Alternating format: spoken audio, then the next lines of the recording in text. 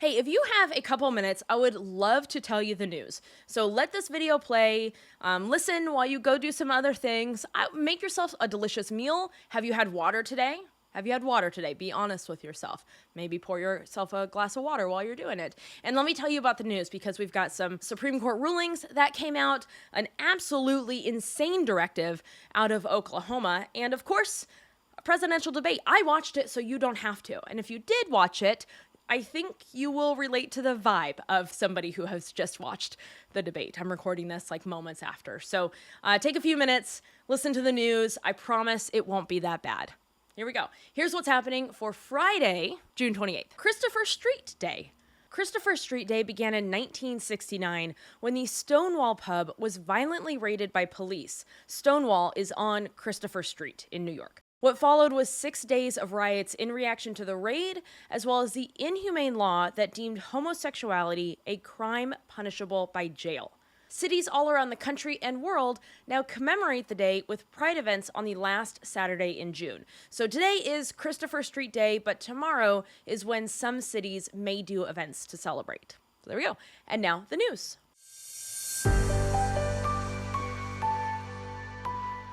Let's start with the Supreme Court.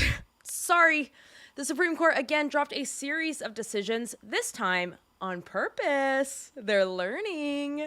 First, as yesterday's leak promised, a 6-3 decision will temporarily allow medically necessary abortions in Idaho to continue while lower courts fight it out. This is not a win for abortions. I cannot be clear enough about this. First, the court allowed a ban on medically necessary abortions to be put in place back in January while it considered this case. So they already prevented 6 months of medically necessary abortions for what is now essentially no reason. Because the ruling that was leaked on Wednesday and became official on Thursday simply says that they took the case too soon. They didn't even get to the mustard of the case. The mustard, is that that's not a real saying, but should it be? The mustard of the case was, can EMTALA and emergency abortions supersede a state's abortion ban? Something that feels insane to even have to ask, and more insane to have not gotten clarity on. Though, again, this is not the court we want making these decisions. I said it yesterday, and I think it bears repeating today. If the opinion was ready yesterday, why wasn't it read? Why was this decision delayed? Is the court playing political games with their decisions? There were other decisions dropped on Thursday as well, and before you ask, no, presidential immunity has not come out yet. The Supremes rejected a deal for the Sackler family, who own Purdue Pharma, the makers of OxyContin, to settle suits over the damage that the pills have done by just casually declaring bankruptcy as a company, but not personally. The deal was rejected because it would have extended protection from civil lawsuits to company owners who did not seek personal bankruptcy. Nobody is sure yet what this actually means for the Sackler deal. It was supposed to ultimately put $6 billion towards those suits and help families and communities that were wrecked by a product that they pushed. But we don't quite know yet. They still owe that money, but we're not quite sure yet what this means. There was also a decision in an EPA case that puts on hold an initiative that would have reduced smog-forming pollution from power plants and factories that blow across state lines. Sort of a good neighbor plan that, thanks to this ruling, now allows Ohio, Indiana, and West Virginia, the states that brought the case, to be bad neighbors, because they believe the initiative is just too hard and therefore illegal. With this decisionless decision, the case is punted back down to the lower courts. Naturally, the liberal bloc of ladies dissented. Now, this case is interesting because it actually leapfrogged over the lower court, taking it on an emergency basis while it continued playing out in the U.S. Court of Appeals for the D.C. Circuit. Emergency basis for an initiative that wouldn't even go into effect until 2026. Emergency. Meanwhile, they paused medically necessary abortions in Idaho for 6 months for no reason at all. Quite the court we've got. Side note, there will be a special episode of the news if the presidential immunity case gets dropped on our noggins today. Otherwise, maybe Monday we will know if presidents have immunity to do anything they want, maybe. quite the court we've got. And over to a court that is technically different, but vibes-wise.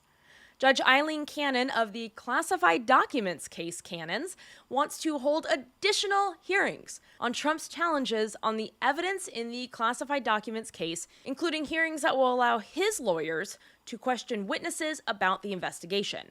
She didn't say when those hearings would be held, but she wants you to know that she's a very serious judge who is both good at her job and totally not trying to do Trump a favor. Because in an 11-page order, she wrote, quote, "There is a difference between a resource-wasting and delay-producing mini-trial on the one hand, and an evidentiary hearing geared to adjudicating the contested factual and legal issues on a given pre-trial motion to suppress." Yeah, babe, we know the difference. That's never been the question. We know that you know there's a difference. The question is, which side of the coin are you on? Just have this trial, please. So more hearings are coming. No dates have been set. Just lovely. Remember last week when Louisiana's governor decided that every single public school classroom needed to display the 10 Commandments, and I and everyone else called out what a clear violation of the First Amendment that was? Remember how it was like, that's obviously a violation of the First Amendment. Duh, don't do this. Well, apparently Ryan Walters, Oklahoma's superintendent, is not a listener of this show, which is wild. What is he doing? Everybody's listening. At least, like, fives of people are listening to this show, Ryan. Because on Thursday, he announced that all public schools in the state must teach the Bible and the 10 Commandments. Posters are not good enough. Must teach the Bible. Now, it's not immediately clear what this means, though his memo did reference grades 5 through 12, so maybe, but that was also just an example, but maybe we know what age at least the students will have to be. I presume this is going to be like kindergarten on. He also said that the state may supply biblical teaching materials to, quote, ensure uniformity in delivery. It's creepy.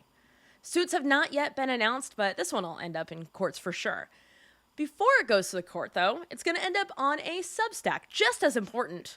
For sure, legally binding. Head to kimmoffat.substack.com because that is what today's post is all about. But of course, there was a debate also last night, for sure. What we know for sure is that that debate did technically exist. It was exactly what you would imagine. Was Biden as rousing and enthusiastic as he was at the State of the Union? No. Significant bummer, he was not.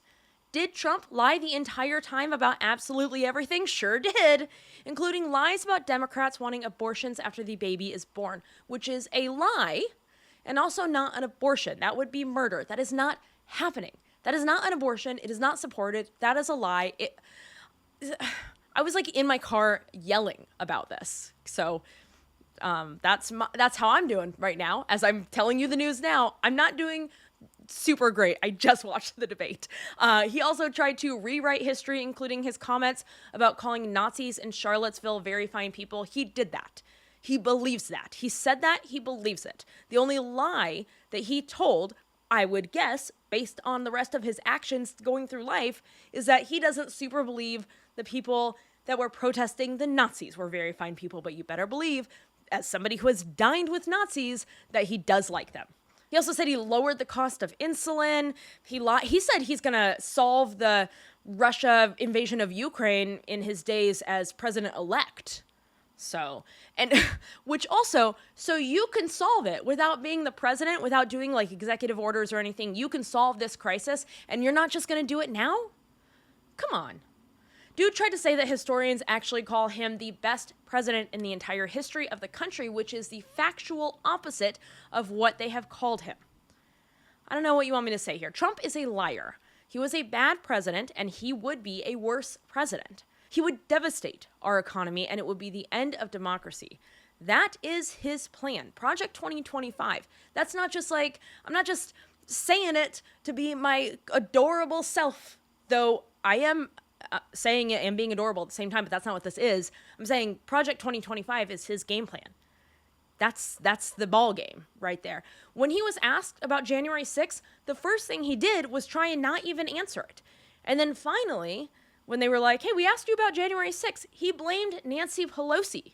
He is responsible for January 6th. Don't let him rewrite history about the time that he did insurrection instead of just going to therapy. It's June. I don't know how much the debate will actually matter. Right now, what it will matter for is my blood pressure, and I feel like I'm gonna be up tonight stewing. You know what I mean? I'm also mad. I'm mad at him. I'm okay. I'm mad at him. I'm also mad that CNN didn't do any fact checking. I'm not kidding you. If you didn't watch it, you might think I'm being like hyperbolic when I say this. Truly, they could have pre-recorded their questions. It was astonishing to watch them allow Trump's blatant lies before thanking him for answering and moving on. They said they weren't going to do any fact checking, and then they did it. What was the point of you then? Why are you here? Also, Trump refused to accept the results of the election. He started to say that he would only do it if he thought the election was fair, but he never finished that sentence before going back to attacking Biden. He will not accept the results. We know this. Eventually, after being asked 3 times, he was asked thrice if he would accept the results. He then said that the 2020 election was stolen. So, no. And also, no, in case you're like, but maybe that's the one time CNN fact checked. They sure didn't. The 2020 election wasn't stolen. So, technically, the debate happened. So nobody can say that it didn't, even though everybody watching wishes they could. And that's it. That's the news. I'm proud of, I don't know. I'm so happy the debate's over. I don't know what to say. The debate really took it out of me. I wrote most of this episode ahead of time, and then I was like, okay, and then I'm going to watch the debate and I'll finish off the rest of the script. And then it put me in this mood. And frankly, it could be worse. It probably will be worse later when I have more time to stew. I'm recording this 30 seconds after the debate was over. So we really have to beat Trump, you guys. He's terrible. I haven't listened to him in so long that I forgot how absolutely exhausting his voice and his facial expression, his lies, everything. He's exhausting. I hate it here. I'm proud of you.